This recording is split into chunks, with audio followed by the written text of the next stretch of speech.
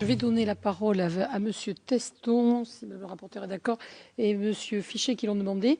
Je redis juste sur les fonctions et éventuellement fonctions régaliennes, pour les douanes, les choses ont été claires dans leur audition. Ils nous ont dit la collecte et le recouvrement amiable, c'est Ecomove.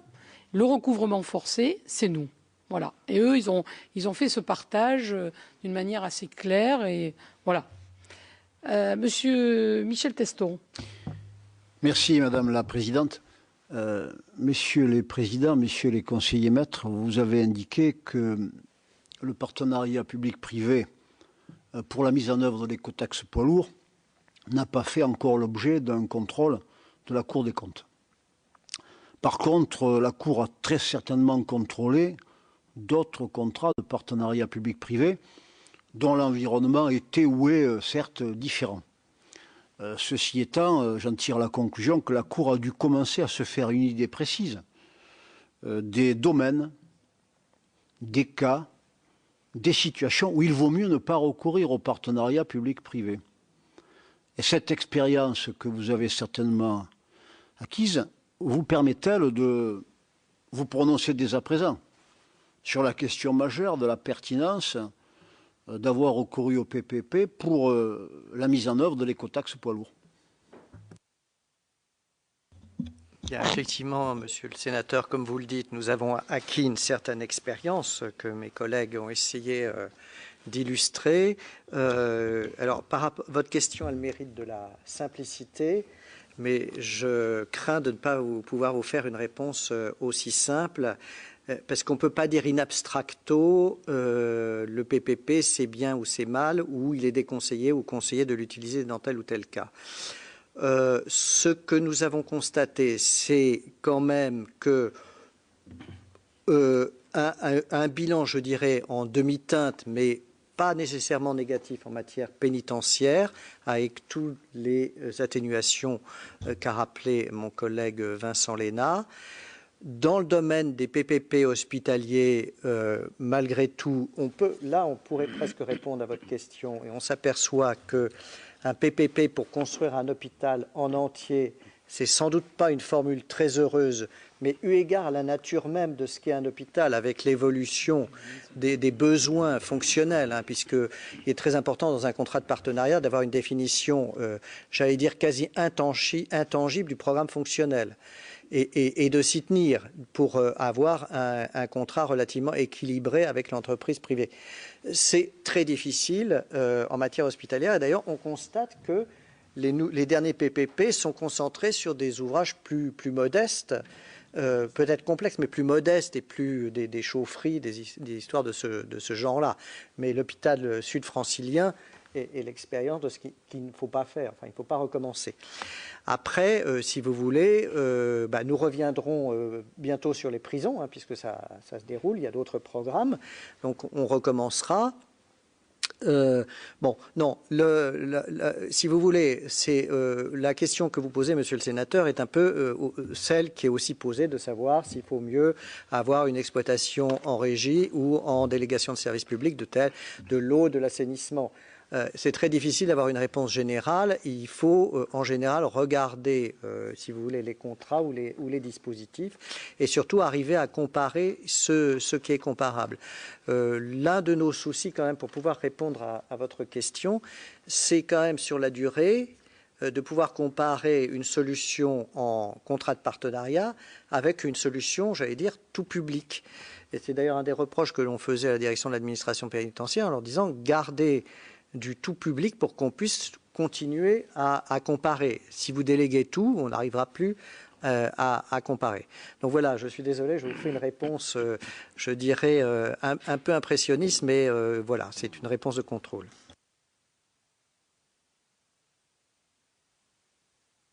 Oui, merci Madame la Présidente. Messieurs les Présidents, j'ai eu l'occasion récemment de visiter 2 prisons. La première était sous contrat de partenariat, puis la seconde était en régie.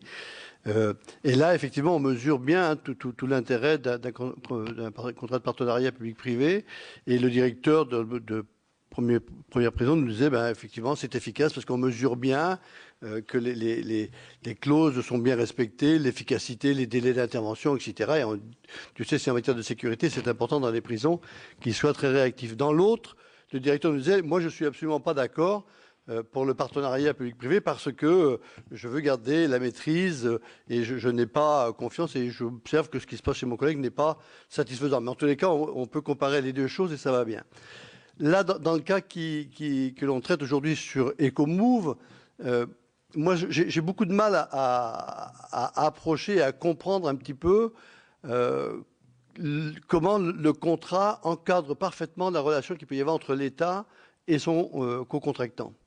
Parce que on a l'impression qu'à chaque fois qu'on tire une ficelle, ça nous envoie sur une complexité à l'infini d'un certain nombre de choses, et on a le sentiment qu'à la fin, on n'arrivera jamais à bien cerner un petit peu là où il y a des défauts, là où il y a une difficulté. Et vous parliez tout à l'heure de la matrice des risques. J'aime bien l'expression, et je me dis que cette matrice de risques, elle devrait prendre en compte justement le maximum de risques anticipés sur des choses aussi énormes que la suspension. Parce que on voit bien que dans le cas qui nous occupe, on est dans une situation inextricable. Et j'imagine que ça peut, je veux dire, amuser des juristes pendant des années et des années sans qu'on aboutisse à quoi que ce soit. Et j'aimerais bien que vous nous disiez très clairement, très simplement, quelle lecture vous avez, sans avoir connaissance du contrat, mais de la situation actuelle, en disant, voilà, les contrats sont imparfaits et vraisemblablement il y aura ça qui ne pourra pas être évoqué comme étant une difficulté ou comme étant un manque. Et puis, il y a tous ces aspects-là qui font que, voilà, les choses ont été clairement annoncées, ont été prévues, ont été anticipées, ou nous dire tout simplement, voilà, quand on est à ce niveau de complexité, peut-être que le contrat de partenariat public-privé n'est pas la bonne réponse parce qu'on n'arrive pas à anticiper vraiment sur l'ensemble des risques que cela peut générer. J'ajoute à ce que vient de dire Jean-Luc Fichet que de nos auditions, nous avons maintenant la connaissance que le EcoMove a demandé la mise à disposition officiellement par lettre du 17 janvier. Donc l'État, le gouvernement a jusqu'au 17 mars pour répondre, pour dire oui, nous prenons la mise à disposition ou nous ne la prenons pas parce qu'il y a encore tel ou tel élément qui font qu'il y a des manquements, il y a des anomalies, etc. Mais on a vu le rapport, on a reçu tout le rapport à ce niveau-là. Donc on est en cette période-là où la mise à disposition et la demande de mise à disposition est enclenchée.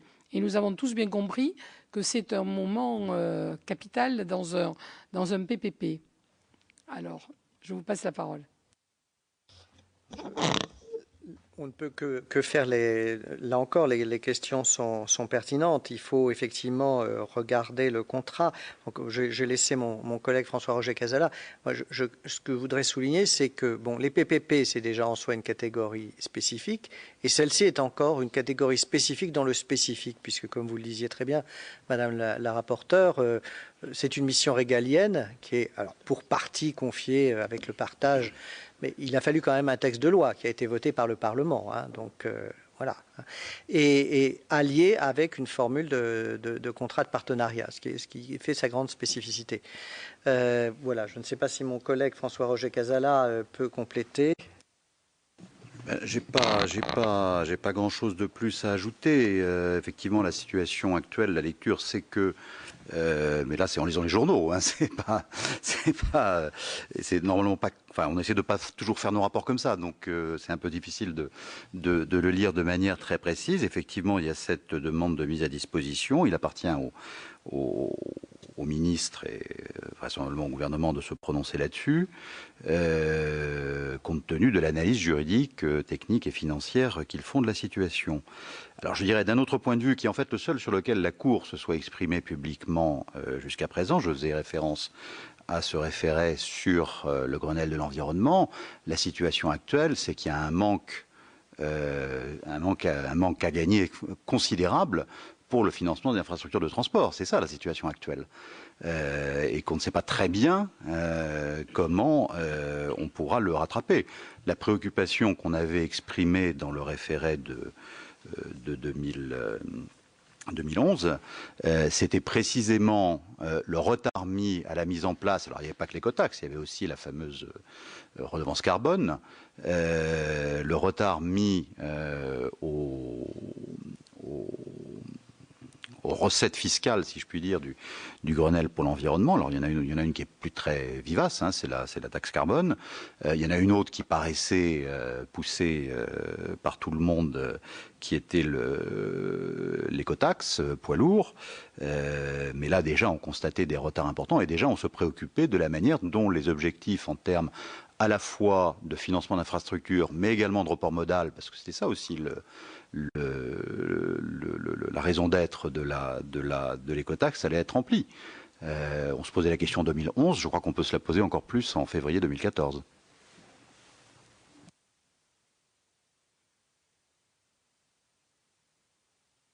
Les départements, vous savez qu'aussi nos collectivités territoriales attendaient cette recette pour certains départements. Donc, je sais qu'Éric, c'est pour lui une question importante, donc je lui donne la parole. Bien, merci Madame Madame la Présidente, puisque vous me tendez la perche, c'est très gentil à vous. Effectivement, sur cette date de mise en application est importante, bien évidemment pour l'État, puisqu'au bout il y a des recettes, et que tant qu'il n'y a pas de recettes, il y a peut-être des charges. Donc ça pose quand même un certain nombre de problèmes pour le budget de l'État. Parallèlement, il y a des collectivités aussi qui sont directement intéressées à ce sujet dans la période un peu délicate que nous vivons. Chaque recette a son intérêt et un certain nombre de collectivités qui devaient bénéficier, entre guillemets, de retombées de la taxe, les ont inscrites à leur budget.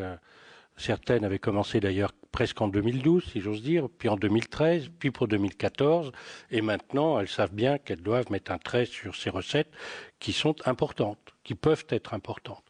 Donc j'aimerais savoir quelle est votre position par rapport à cela, et est-ce qu'éventuellement il y a un engagement par rapport aux collectivités, ou est-ce qu'il risque d'y avoir un engagement par rapport aux collectivités, puisqu'il y a eu des non-recettes qui étaient attendues, qui avaient été inscrites. Alors c'est pas très clair comme sujet, mais ça serait peut-être intéressant quand même à analyser.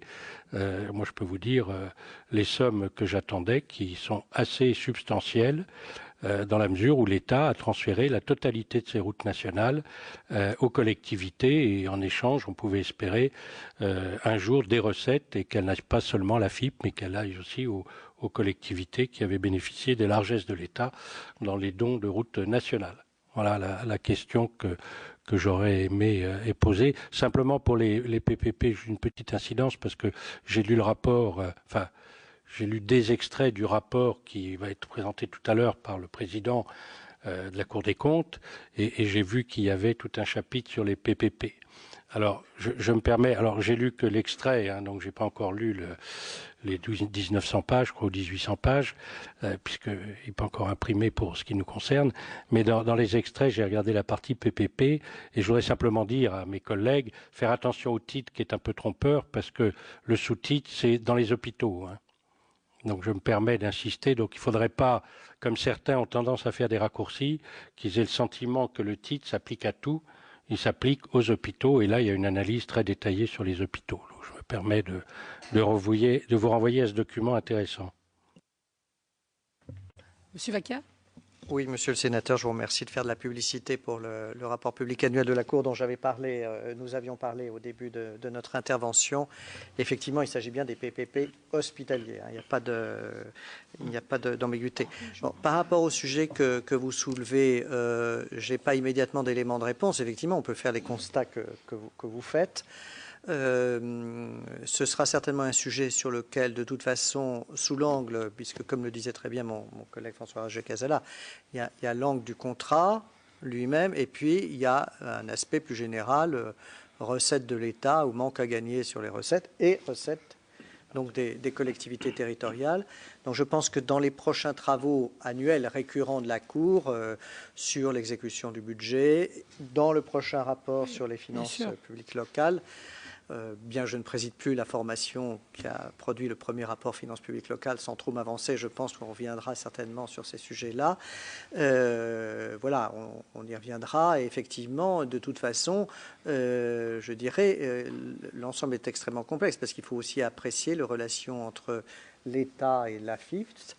Il y a aussi la créance d'AI qui existe, hein, qui a été, c'est un engagement, hein, donc que suspendu ou pas suspendu, une créance d'AI, elle est cédée, et donc elle est exigible par là où les banques, je n'ai pas le détail, j'ai vu simplement que dans l'annexe des comptes de l'État, dans les engagements, il y a une créance d'AI, donc voilà, hein, c'est un engagement irrévocable. Donc il y a un nombre extrêmement important de conséquences qu'il faudra apprécier et qui, à mon avis, ont des conséquences à la fois en termes budgétaires, en termes comptables, en termes juridiques, en termes d'équilibre financier pour cette agence, pour les collectivités locales. Enfin, c'est un ensemble très très vaste et effectivement, on y reviendra dans nos prochaines publications. Même pour les contrats de plan État-région. Hier après-midi, j'étais en Aquitaine avec le préfet de région et on regardait les opérations en matière de transport. Et on nous a bien dit, à condition qu'on ait une recette écotaxe. Sinon, tous les crédits mobilité ne pourront pas avoir lieu. Alors moi, j'avais une dernière question vraiment très financière sur... Vous nous avez dit, les PPP font l'objet d'une évaluation en annexe du compte général de l'État. Et donc, nous, on a relevé en 2012 qu'il y avait une évaluation de 774 millions d'euros. Et c'était bien spécifié pour la mise en place de la taxe poids lourd dans le compte général de l'État. Alors, 2012. Alors, ma question, c'est vraiment à quoi s'engageait l'État et est-ce que cette somme, à quoi ça correspond? Est-ce qu'elle vous paraît sincère? Bon, nous, on n'a pas retrouvé à quoi correspondaient ces 774 millions d'euros.